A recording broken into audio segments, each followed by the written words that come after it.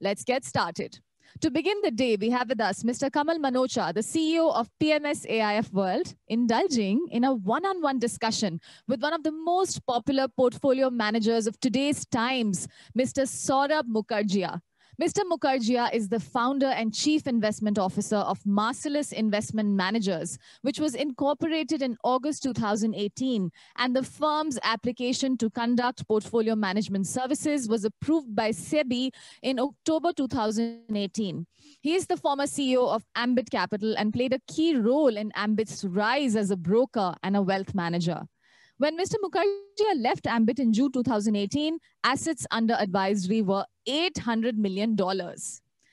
Warm welcome to you, Mr. Mukherjea. Now, I'd like to introduce you to Mr. Kamal Manoj, ladies and gentlemen. I did briefly introduce him to you yesterday as well. He's the CEO of PMS AIF World and is an enthusiastic teammate at PMS AIF World with the aim and purpose of serving clients with most knowledgeable approach to investing by practicing his skills in the areas of his interests like investments, education, and content writing. And he's honors in economics, MBA in finance, and carries many investment certifications and also holds vast experience of more than 15 years in the field of investments. The topic for this one-on-one session is spotting wealth creation opportunities for the next decade. I am so excited. A warm welcome to you, Mr. Manocha. I'm now going to hand over the session to Mr. Kamal Manocha. Sir, please take it over. Thank you so much, Aishwarya. And pleasure to have you here, Saurabh. It's always so much enriching and insightful experience discussing with you, and it is an honor to have you to our event. So this event, as Aishwarya was saying, I'll just give you a perspective. This is the day 2 of this event, and this is the first, day 2. This is the first interaction that we have with you. So we selected you as a first speaker because it is a Saturday morning, and you are one of the most popular fund managers. We thought it would be good to have you to have audience eventually, right? And the topic of this session is spotting wealth creation opportunities, which is something which everybody today is looking forward to, especially because we know that this is a new decade which is starting, and under your authorship, a lot of investors have learned long-term investing. A lot of investors have actually started to understand why wealth creation as an aim is possible if one holds for long term. And credit goes to you. I keep interest towards education, content writing, and that is why I give a lot of credit to your work in that regards. So hence in that context, my first question to you again is a real question. You have been proponent of investing in a very rare and very unique universe of maybe 30 to 40 companies in India, because you believe that is the investable universe. But given the fact that over last 1 year, such a bad event happened, such a difficult event happened for the world, and in India, many entrepreneurs and many companies beyond your universe have also passed that event and have come up with, I would say, flying colors, and India's economy is showing the strength. Does your universe now expand beyond top 30, 40 companies in the future? Right. No, thanks, Kamal, for inviting me. Thanks to PMS AIF World for inviting me. Thanks to Aishwarya for the kind words.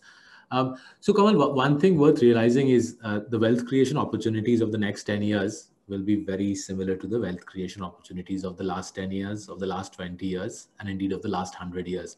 Very little changes the world over in creating wealth. Effectively, to create wealth in any era, in any country, you're looking to identify honest, clean promoters. Very rare in our country, very difficult to find in our country, actually, such people.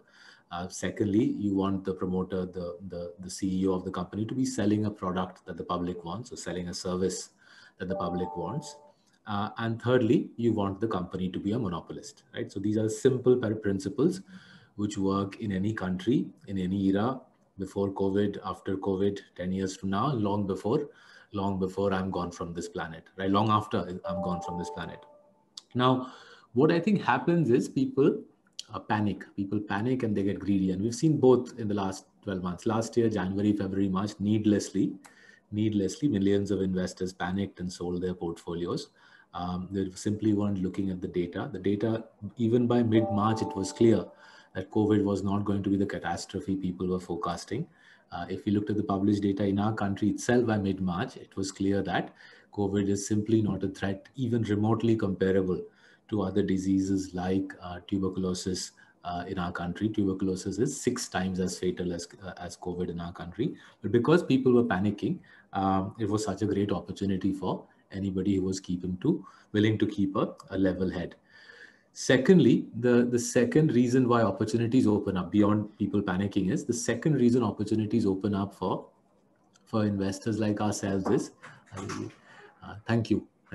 Second reason opportunities open up for investors such as ourselves is there are simple and systematic patterns in which economies evolve. There are systematic patterns in which economies evolve. And in our country's case, India's macroeconomic cycle is actually quite simple. In the last 45 years, basically in your and my lifetime, Kamal, India's economy booms only if there's a recession in America. If there's a recession in America in year T, typically in year T+1, a year later, our economy booms, right? It's a very simple cycle. India's economy never ever booms without a recession in the United States. So last year in March, when it was clear that America was going into recession, it was a raging, screaming opportunity for everybody to load up on high quality stocks. On whatever forums we got, the TV channels where we get invited to speak, the media, the columns that we write on websites, our own blogs and newsletters, our own webinars, we kept shouting to as many people as we could in middle of March last year that load up on high quality stocks. You won't get these opportunities too many times in your life. People are needlessly panicking and America is going into recession, right? Now, why does India boom when America goes into recession? Very simple. An American recession gives our country the two things that we need the most. Typically, an American recession pushes down the price of crude oil by 50 to 80%. That's a 3% of GDP stimulus to our country because we are a crude importer. And second thing a US recession does is it typically brings down the US long-term bond yield by 2.5%. And because crude oil is down at that time, the RBI passes on the 2.5% bond yield cut in America to you and me through interest rate reductions, right? So middle of March, we kept writing, shouting at people, this is what will happen. And as you'd expect, that's broadly what's transpired in the last 9, 10, 11 months. Oil has become cheaper.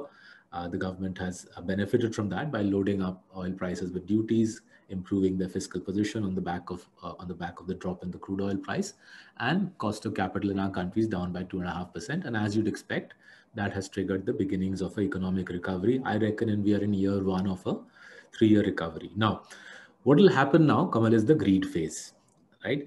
Now people will start buying broken balance sheet companies that don't generate cash, companies in the power, infrastructure, metals, mining sector, real estate sector. People will throw caution to the wind. They will invest in companies with broken balance sheets and poor corporate governance. And you and I know we've been in this business long enough, right? My hairline is receding, your hairline is receding, both our hairlines are receding because we know what happens when people get greedy. They get looted by smart promoters who play on human greed. So just like last year, Jan, Feb, March, people were too fearful and we profited from that. Now, in the next 1 or 2 years, we're going to profit from the fact that people are getting greedy, right? Now, even as this recovery kicks in, the companies that will make money, to your point, the theme of your conference, you want to identify sustainable long-term investment opportunities. The companies that are going to profit from this recovery are the same companies that profited from the COVID debacle. When COVID hammered the economy, who gained market share, who strengthened their position, right? It's easy to know who can strengthen the position. All the companies in our consistent compounder and our kings of capital portfolios strengthen their position. Let's take a couple of examples. We saw Asian Paints from June onwards reporting volume growth in double digits. And now in the recent December quarter, their volume growth has crossed, I think, now crossed 25%. Now, clearly, you and I know that the paint industry is not growing at 20-25%. That means Asian Paints is gaining market share from smaller paint companies who make up 30-40% of the industry's market share. Why was Asian Paints able to gain share during COVID? Because they've got deep competitive advantages, which result in very high ROCs and very, very high cash flows, which give them strength whenever there is an exigency in the country. Another example, both from consistent compounders portfolio and kings of capital would be HDFC Bank, right? You can see every quarter the reporting loan book growth between 17 to 20%.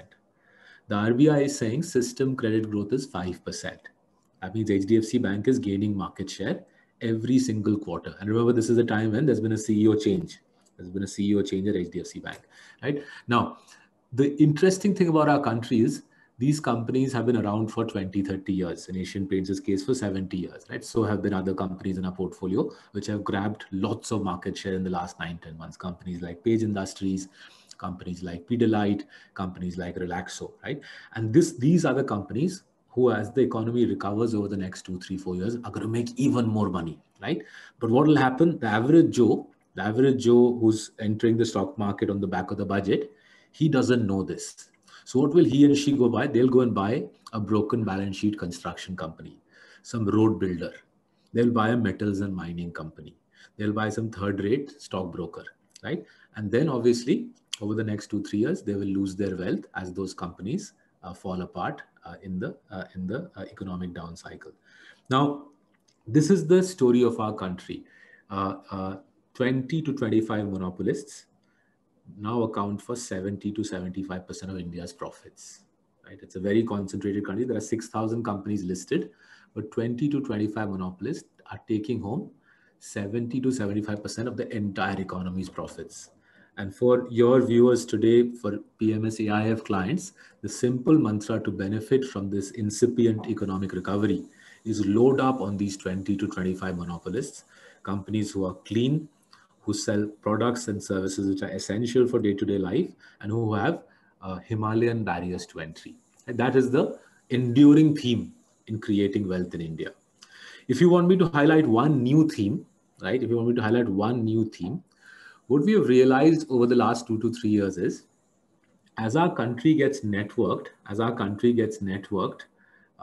broadband connections improve, as road networks improve, as GST integrates the economy, as low-cost airline services make it easier for Indians to fly around the country. What's happening is it's becoming easier for smaller companies to become monopolists, right? So when I migrated to India 12 years ago, at that time I saw that giant entities like Nestle, Asian Paints, big companies like Pidilite, they'd already become dominant, powerful companies, right? That was a decade back. What we are seeing in the last 2 to 3 years, Kamal, is smaller companies, $1-2 billion market cap, they are becoming dominant in their industry. To take an example from, say, the city you live in, Kamal, let's take Relaxo, right? Relaxo is now effectively a monopolist in the footwear market. More than any other footwear company in the country, Relaxo monopolizes a big part of the footwear market, right? Most people don't realize it. They think of Bata instinctively, but the real monopoly in Indian footwear is Relaxo. Right now, we're just sort of understanding what Relaxo has done over the last 20 years to build an incredibly powerful franchise, a franchise which honestly has very little by way of competition today. So the Dua family, which owns 74% of Relaxo, they used to be plastic wholesalers in the NCR region in the 80s. In the 90s, taking advantage of liberalization, they entered the slipper market, the Hawaii Chappal market. 2004 is when they hired Accenture for what turned out to be a 12, 13-year management consultancy contract, right? And what Relaxo did next, right? What Relaxo did next is becoming the template for many other small companies to build dominant franchises. This is, I think, the really exciting part of India. As the country networks, technology comes in, low-cost connectivity comes in, smaller companies are increasingly following the Relaxo type of playbook. So what did Relaxo do? First off, Accenture helped them reduce their collection cycle, this revenue collection cycle, from 90 to 30 days by using an SAP platform. So if you see, most other footwear companies today still have a 90-day collection cycle. Relaxo has a 30-day collection cycle. As Relaxo collected revenues quicker and quicker, that generated free cash flows. Relaxo invested those free cash flows assiduously in ramping up production, right? So in the last 16 years, the Dua family have set up 9 factories in Bahadurgarh, just outside Delhi, right? Today, Relaxo's scale of footwear production is 8 times larger than anybody else. 8 times larger than anybody else. Why is that important? Why is that such a powerful driver of monopoly strength? Because that means that even though Saurabh Mukherjea wears a 103 rupees ka Relaxo ka chappal, which I bought on Amazon 3 months ago, on that 103 rupees Relaxo chappal, Relaxo's gross profit margin is 60%, same as Bata. Operating profit margin is around 17%, same as Bata. Return on capital is between 28-29%, pretty much similar to Bata. Bata sells at a price point 8 times more than Relaxo. Relaxo's profit margins are the same as Bata because of incredibly efficient manufacturing, and Relaxo grows typically 2 to 3 times faster than any other footwear company in the country, right? And uske baad, in the last 5 years, as GST has kicked in, what the Dua family has done with further help from management consultants is they have broadened out the offering. So rather than just doing the lowest cost chappals. By the way, Bata no longer makes Hawaii chappals. Relaxo is almost a monopoly there. Rather than just making low cost Hawaii chappals, Relaxo then expanded into the economy end of the sandal market, right? So they created a brand called Flight, F-L-I-T, which is now the dominant player in the economy end of the sandal market. And uske baad, they hired Akshay Kumar as the brand ambassador, and they created an economy sports shoe called Sparks, S-P-A-R-X, right? So they broadened out the offering. They're now the dominant player in the economy end of the market. And the next thing they did was they expanded their distribution. Today, Relaxo has around 30,000 touch points, dealerships selling their products, twice as much as Bata, thrice as much as anybody else, right? So 20 years of hard work from the Dua family, benefiting from the changes in the country. They have 4 competitive advantages that nobody else has. They have the broadest dealership network in footwear, the widest range of low-cost footwear offerings, the lowest cost of manufacturing by far, and the tightest working capital cycle. Why does it give them a monopoly? Because there are 130 crore people in India. 30 crore of them are like Kamal, Manocha, Aishwarya, Saurabh. We go to malls, we buy Bata, we buy Nike, we buy Adidas. But our country has 1 billion people, 100 crore people who live on less than 1 lakh per annum income. 100 crore की आबादी हिंदुस्तान में साल में 1 लाख से कम income पे अपनी जिंदगी बिताती है. For these 1 billion people, it is not conceivable that they'll go to malls or buy Nike or Adidas or Bata. पैसा ही नहीं इनके पास. For these 100 crore people, the only organized sector brand that is relevant is Relaxo. Because Relaxo, अगर आप Amazon पे जाके देखो, go to amazon.in and put Hawaii chappal, you'll see the entire page is Relaxo. Relaxo is 85 rupees ka chappal, 100 rupees ka chappal, 110 rupees ka chappal. The competition starts at 140 rupees. There is a 40% price gap between Relaxo and the next competitor. Now, this 100 crore people ka market, 100 crore Abadi ka market, Relaxo's current production is just 18 crore units per annum. That means 82% market share lies with the unorganized sector. These are tax evading companies making footwear in Kanpur, Ulhasnagar, Tirupur, Saharanpur, etc. And Kamal, as COVID destroys these companies, to your point on COVID wala opportunities, as COVID hammers the unorganized sector, as GST hammers the unorganized sector, ये पूरा का पूरा 82% market share किसके हाथ आएगा? रमेश दुआ साहब and family के हाथ आ जाएगा. 18 crore units they produce, far more than anybody else in the country.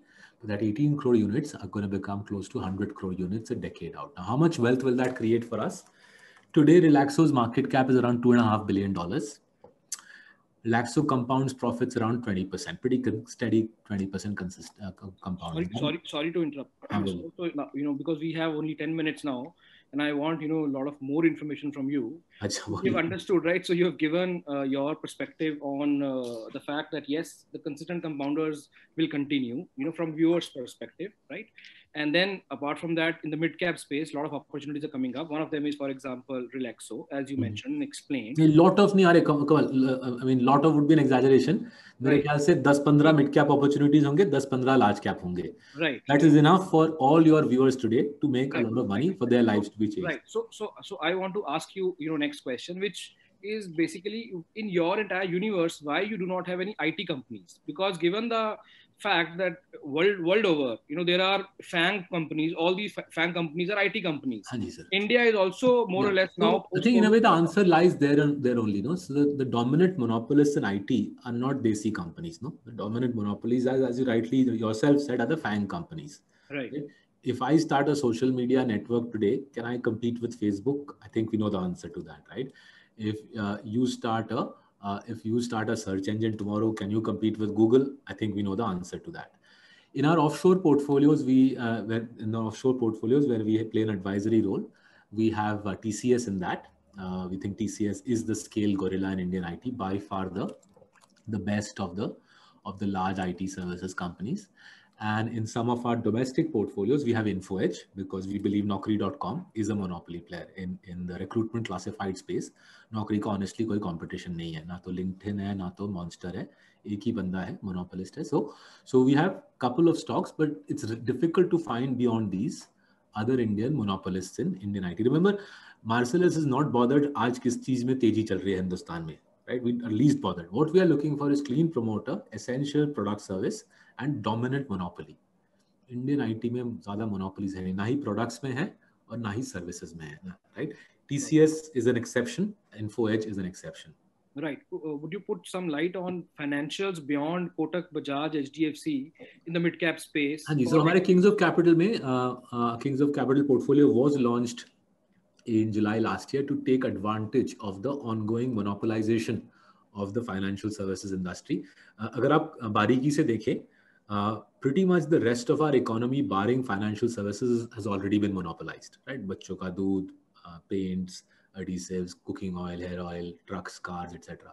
But financial services, due to regulatory reasons, has stayed a fragmented industry. We literally have 50 banks, 10,000 broker हमारे देश में, 10,000 NBFC हैं, right? Now that is changing, right? The banking system is getting monopolized because the government simply does not have the financial wherewithal to support the PSU banks.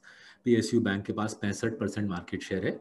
वो सारा market share private sector को धीरे धीरे transfer होगा अगले 10-20 साल में. खूब पैसा कमाएंगे हम अच्छे प्राइवेट सेक्टर लेंडर्स में निवेश करके.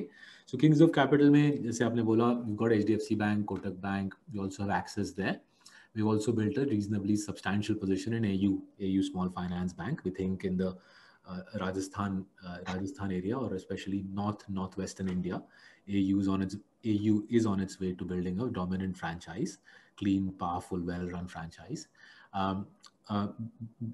Beyond the banking system, coming to the NBFC universe में monopolization हो रही है तीन अलग-अलग वजह से. Firstly, it's becoming harder and harder to publish fraud accounts in India, right? And most NBFCs in India fabricate their numbers.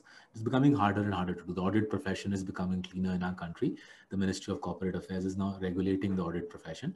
Secondly, it's getting harder and harder to give laddus to the credit rating agencies and get generous, AA, AAA ratings. Last year, SEBI took corrective action against the credit rating agencies, barring CRISIL. And thirdly, it's becoming harder and harder for naughty NBFCs, जो gunda NBFCs है, it's finding it hard to borrow money in the commercial paper market. So as a result, the funding supply is getting cut off from most NBFCs. We're going to create 4 or 5 giant NBFCs in the country. So we have a substantial position, as everybody knows, in Bajaj Finance. We're also building a large position in another NBFC. I'm not at liberty to disclose that, but Kings of Capital में एक substantial position और एक NBFC में बनाई जा रही है, जहाँ पे हमको cleanliness नजर आती है, high barriers to entry and really high quality capital allocation नजर आती है. तो सेकंड सेक्टर जहाँ पे मोनोपोलाइजेशन जबरदस्त होगी will be NBFC. 10,000 NBFC है, मेरे ख्याल से 80-90% अगले 5 साल में निकल जाएंगे मार्केट से. So now your entire thesis of ultimately India benefiting when US goes in recession or oil goes down is currently what is happening. So if India's economy will actually outperform beyond consistent compounders and beyond all these clean companies, there will definitely be a lot of other companies in the mid cap space, or maybe in the cyclicals beyond financials. Could be in auto, could be in infrastructure, and I'm talking about clean balance sheets, not the broken balance sheets, which will participate. Wouldn't you want to? Infrastructure में hard है. So fair point. Let's just go into that. It's hard in infrastructure, no? Because कमल आपको तो पता है ये infrastructure में काम कैसे होता है, right? जहाँ पे भी रेगुलेटर का हाथ भारी होता है, जहाँ पे भी पॉलिटिशियन का हाथ भारी होता है, बहुत डिफिकल्ट है सफाई से काम करना हमारे देश में किसी भी heavily regulated sector में. Auto has class companies. So in some of our portfolios, we have Escorts. In some of our portfolios, we have Aisha Motors.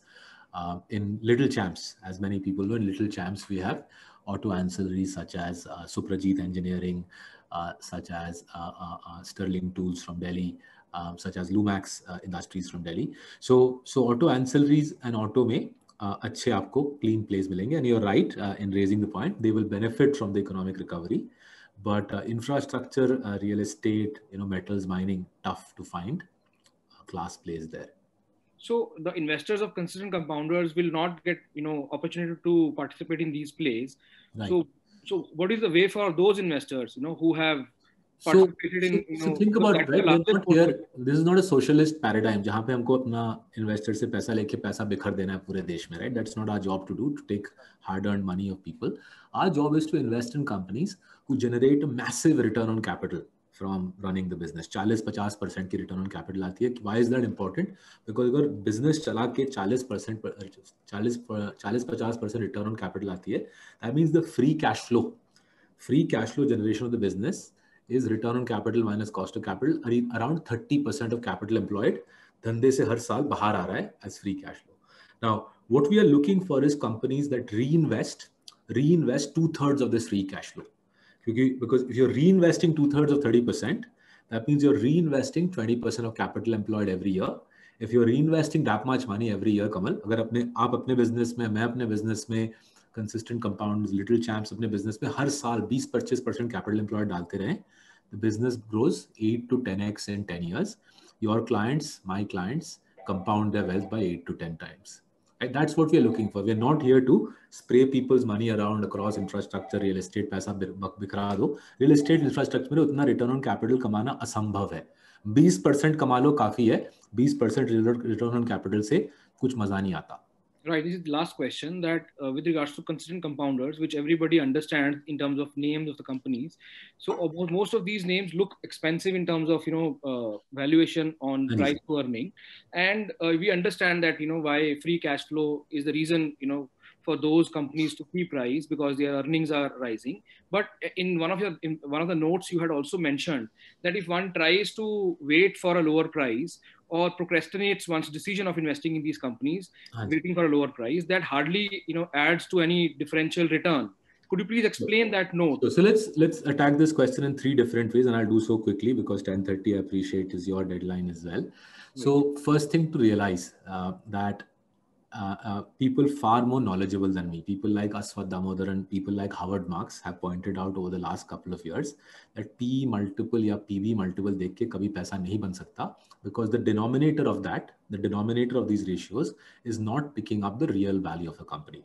The real value of Relaxo, it does not lie in its factories. The real value of Asian Paints does not lie in its factories. For both of these companies, although they are manufacturing companies, the real value lies in intangible assets that they have built. Assets around data, around supply chain management, around dealer management, around product creation, right? So what luminaries like Damodar and Howard Marks are saying is, अगर आपको company की पूरी valuation करनी है, आप PE BV से नहीं कर सकते, because you're not capturing the real value of high class companies, which is intangible assets, right? दूसरी बात जो है, if you're looking at companies, if I am looking at companies which are growing at 20 to 30%, which is what we do at Marcellus, हम ऐसे company पे focus करते हैं, तो 20 से 30% से इनका बिजनेस ग्रो हो रहा है, प्रॉफिट ग्रो हो रहा है. What that means, Kamal, is every 3.5 years, these companies double in size. When a company doubles in size every 3.5 years, you cannot possibly use PE multiples to get a grip on how much they are worth. आप करते रहो PE multiple, 3-3.5 साल में company double हो जाएगी, PE multiple आधा हो जाएगा, and everybody will then run to buy them. Obviously, nobody will wait for the PE multiple to half. They'll just keep loading up, right? And the third thing to focus on is if you look at our country's history, and मेरी किताब Coffee Can Investing के appendix में मैंने ये सारे chart दिए हैं. If you look at India's history, PE, PB, EV, EBITDA has no predictive power. उससे कुछ पैसा नहीं बनता 1 साल के होराइजन में, 3 साल के होराइजन में, 5 साल के होराइजन में, 10 साल के होराइजन में. ऐसा क्यों है? Because the denominator of PE and PB, the E and the B, for 80% of Indian companies, those metrics are fabricated. So आपका पैसा नहीं बन सकता प्राइस मल्टीपल्स को देख के. आपका पैसा बनेगा, मेरा पैसा बनेगा by focusing on companies who are clean, sell products and services which are essential for people to consume in India and have barriers to entry higher than Mount Everest. Simple सा formula है, relevant across market caps, relevant before COVID, will be relevant after COVID, will be relevant long after I'm gone from this planet. Thank you so much, Saurabh. So we are bang on time. And it has been a pleasure talking to you. And you have put in a lot of insights with regards to spotting wealth creating opportunities over the next decade. Thank you so much once again. And over to you, Aishwarya. Thank you, guys. Thanks. Bye for now.